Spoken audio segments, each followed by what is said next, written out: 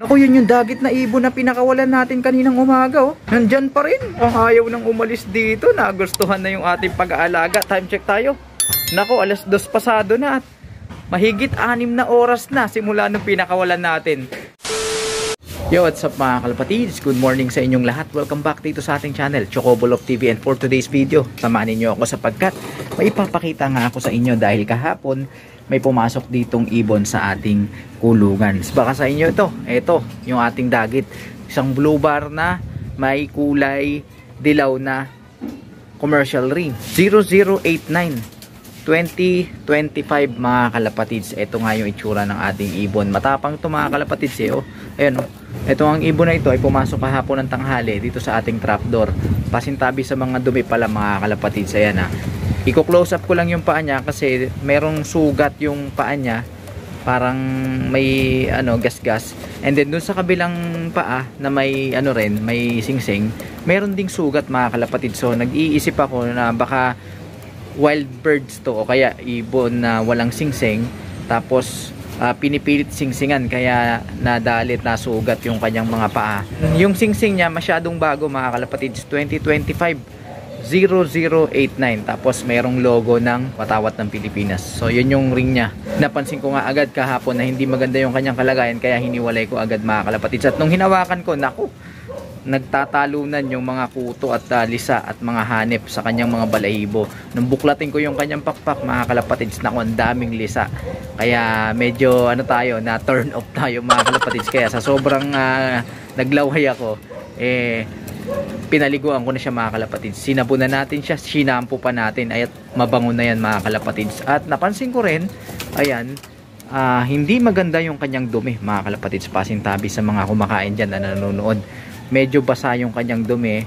At yung nakikita nyo yan, medyo basa pa rin. Pero kumpara kahapon, napakatubig kahapon mga kalapatids. Kaya yun nga, nangamba tayo na baka may sakit itong ibon na to kaya hiniwalay na natin at inilagay na natin dyan. Paano namang wala siyang sakit kasi ayun, ang tapang ng ibon na yan gusto tayong tukain. Napapaisip tuloy ako mga kalapatids kung may-ari ba talaga ng ibon na to dahil yun nga baka wild birds ito kasi tiyan nyo naman umasto masyadong agresibo. Tapos napapaisip pa ako doon sa may singsing niya masyadong bago tapos meron siyang sugat sa dalawang paa.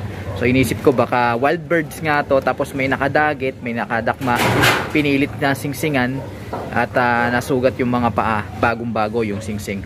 Pero kung titignan natin yung itsura ng ibon na to mga kalapatids, mukhang may edad na to, siguro mga yearling na to. At dahil napansin nga natin kahapon pa na hindi maganda yung kanyang dumi, binigyan na natin ng grits at probiotics yan. Combo kasi yun mga kalapatids, pampaganda ng digestion para matunaw niya ng maayos yung kanyang mga kinakain patuka. Kung wala namang sakit at infection yung ibon, automatically gaganda yung dumi nun mga kalapatids. Sinubuan na rin natin yan kahapon ng bawang para kahit papaano ay kung ano man yung mga dumi-dumi sa kanyang katawan ay mailabas niya. At ngayon mga kalapatids, ang ganda na ng tindig niya talagang attentive na rin siya, malakas na, nanunuka-nuka na, kaya papakawalan na natin yan. Pero bago yan mga kalapatids, papakainin muna natin siya uli para hindi naman siya manghina dahil nga medyo basa-basa pa rin yung kanyang dumi. Bibigyan natin siya ng electrolytes mga kalapatids. Ito na nga yung inihanda natin, ibibigay natin doon sa ating dagit, yung patuka, tapos yung tubig na may electrolytes, tapos mamaya may bonus pa siyang vitamins mga kalapatids. Ito ang pinaka-importante mga kalapatids, yung tubig na may electrolytes dahil nga basa at tubig yung kanyang dumi, malakas makapangpahina yon ng katawan at malakas makapagpapayat. Tayo man, di ba, pag meron tayong sakit na LBM o kaya nagda-diarrhea tayo, mabilis manghina yung ating katawan, kaya binibigyan tayo, pinapainom tayo ng ating mga magulang ng Hydrate. Ang purpose nun mga kalapatids, para ma-replenish yung salt at mga ions na nasa ating katawan dahil kasama yun na nawawash out kapag naglalabas yung ating katawan ng mga tubig. So, kailangan ma-replenish yun. Kung iinom tayo ng ordinaryong tubig, hindi magiging effective yun para i-replace yung mga nawalang salt and ions and minerals na nasa ating dugo at nasa body fluids natin. So, kailangan nila to para hindi sila manghina. Sa mga kanubi dyan, kapag nagagamot kayo sa inyong mga alaga, bigyan nyo rin sila ng electrolytes para kahit papaano hindi sila manghina habang nagre-recover sila sa sakit at hindi rin sila ma-dehydrate. Kunin ko na to mga kalapatids at ilalagay ko na dito sa ating dagit. Yun mga kalapatids, kumakain na yung dagit natin Mukha naman siyang malakas eh. Maganang kumain. Kaya lang siguro medyo nagkaroon ng problema yung kanyang digestion. Kasi kahapon nakita ko yan nung pinakain ko nagsusuka. Sinusuka niya yung kanyang mga tinukang patuka. At hindi na tutunaw ng maayos. Kaya naisipan ko na wag muna siyang pakainin ng marami. And then binigyan ko siya ng electrolytes. Tapos kinahaponan probiotics naman. Ayun, medyo malakas na siya.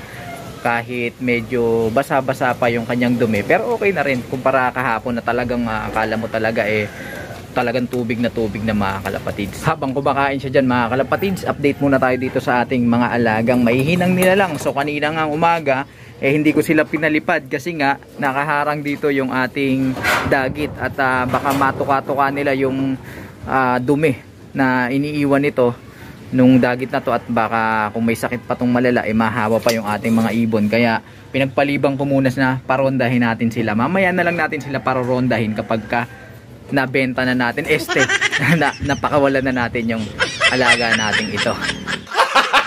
Mamaya kasi merong sampahan sa truck, 33 kilometers yung kanilang babagtasin bukas dun sa Bulacan. Ewan ko kung saan bandang parte ng Bulacan yun. Ido-double check ko na lang at i-update ko na lang kayo. A few moments later. Mukhang tapos na siyang tumuka at naghahanap na ng tubig. So bibigyan na natin yan dito ng Mountain Dew. Ayan. Oh, diba? Kakulay. Parang sarap inumin no? Yan mga kalapatids. Ibigay natin to sa kanya para nang sa ganon ay meron siyang lakas ng loob umuwi. Ayan. Ayan mga kalapatids. Oho na oho.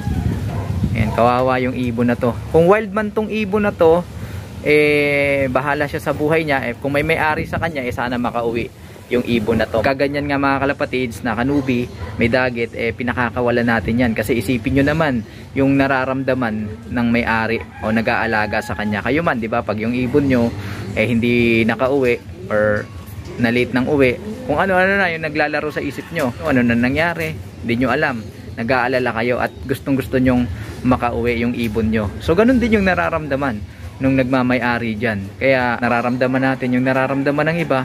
Huwag natin pag-interesan yung ibon na hindi naman sa atin. Makahawa pa dito sa ating kulungan. Kasama yan sa pag-iibon na minsan may maglo-lock visit sa yung ibon. Tapos sa pagkaganyan, kailangan ng tulong. Yun, pag kailangan i-recover, i-recover natin. Para makauwi nga naman. Kasi paano uuwi yun nangihina, di ba? So nire-recover ko muna pagka may problema. And then saka ako sila pinapakawalan. Bibigyan na rin natin ng kaunting grits para nang sa ganun ay makatulong to sa pagtunaw sa kanyang mga tinuka. Ito kasi nagsisilbing ngipin nila dahil alam nyo naman walang ngipin yung mga ibon.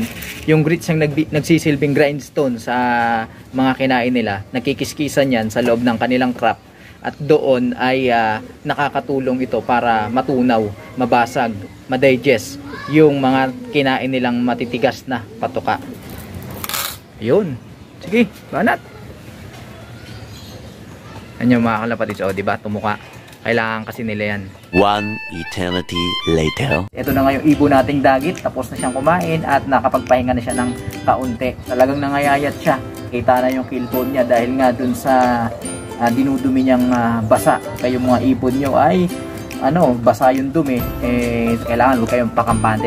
Malakas babagsak ng pangangatawan yon. Ito nga yung pakpak niya mga kalapatids, makinis na, wala nang mga lisa-lisa. Medyo nadumihan lang yung bandang buntot niya mga kalapatids dahil sumasayad yan dun sa medyo basa niyang dumi, kaya ganyan. Pero overall yung kanyang balahibo ay malinis na, wala nang mga parasitiko at madulas na. So, mga kalapatids, bebenta na natin siya, pakakawalan na natin siya. Pero bago yan, syempre, dahil bisita, VIP dapat ang treatment. Bibigyan natin siya nito, yung itim. Ano ba tong itim? Alam nyo na yan. Para saan ba yan? Pampaganda ng digestion. So, ayan, sinubuko na. No animals were harmed during the filming of this video. Alright? So, meron siyang grits. Binigyan natin siya ng probiotics kahapon. Tapos ngayon, naka-victory pill siya. Tapos naka-electrolyte siya. So, kumpletong-kumpleto yung supportang ibinigay natin dito sa kawawang ibon. Siguro, may iniinda talaga at gutom. Kaya nagdadapo dito sa atin. Ito naman yung pula, alam nyo na yan, multivitamin, mga vitamin B, B complex tawag dyan. Ayan, sinubo ko na. So hagod-hagod ng konti. Ayan. Tapos ito mga kalapatids, puti, calcium. Alam nyo naman tayo pag may bisita eh. Diba, yung mga Pinoy, hospitable. Ganyan din tayo sa mga ibon, lalo na pagka nangangailangan sila ng tulong. Huwag mo na akong kakagatin ha. Pakakawalan na natin siya, parang sa ganun. Makauwi na siya kung saan man siya nakatira. At kung wild tong ibon na to, nakatira kung saan-saan lang, bahala siya sa gusto niya kung saan siya masaya. Ang importante, papakawalan natin at hindi natin aangkinin yung mga ibon na hindi sa atin. Yung mga balak mag-comment dyan at mag-PM sa atin na aangkinin yung ibon, ayan, binanggit na nga natin kanina yung number ng Singsing, uuwi naman to mga kalapatid sa inyo, kung talagang sa inyo ito. Okay naman na siya, may kakayahan ng umuwi. Kaya para maiwasan yung mga angkin-angkin, pakakawalan na natin yung ibon na to. So, wag na natin patagalin, pakawalan na natin. Woo! Yun mga kalapatids. Nako, bumalik. Ang nasarapan na dito sa kulungan natin sa ating ginawang pag-aalaga sa kanya. Hoy, lipad, hindi ka dito nakatira. Alis, alis. Alis. Ayun. Woo, ayun. Umakyat dun sa bubong. Ganun pa man, kung sakaling pumasok yan, sasaraduhan na lang natin itong ating trapdoor para nang sa ganun ay hindi siya makapasok. Ayan, sarado na. Sana yung makauwi yung ibon na yun kung saan man siya totoong nakatira. So yun mga kalapatids, maraming salamat sa inyong pakikitambay dito sa ating munting tambayan. At patuloy ko kayong i-update dito sa mga kaganapan dito sa ating baratang kulungan at syempre sa ating mga mahihinang nilalang. Pero bago yan, kung hindi ka pa nakapag-subscribe, pindutin mo na ang subscribe button at ang notification bell para nang sa ganun updated ka sa ginagawa nating kwentuhan dito lang sa ating munting tambayan. Mag-like, comment, share kung nagustuhan mo ang video at pakisuportahan ang ating Facebook page para tuloy-tuloy na kwentuhan, nakapupulutan ng mga kaalaman. Paano mga kalapatids? Hanggang sa susunod nating pagkikita. Paalam! Galingan nyo mamaya ah!